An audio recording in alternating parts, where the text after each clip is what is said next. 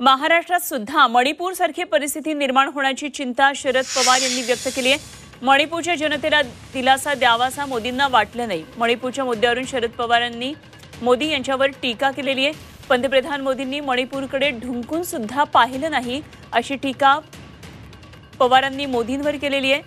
महाराष्ट्रामध्ये सुद्धा मणिपूर सारखी परिस्थिती निर्माण होण्याची चिंता शरद पवारांनी व्यक्त केली आहे।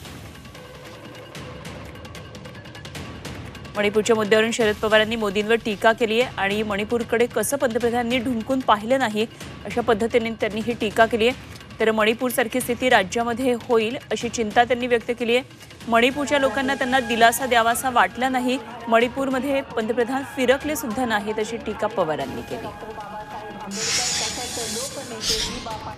आज अखेर युद्ध मणिपूरला झाल्याच्या नंतर देशाच्या प्रधानमंत्र्यांनी तिकडे आपण चक्कर टाकावी, लोकांना दिलासा द्यावा हे कधी त्यांना वाटले नाही।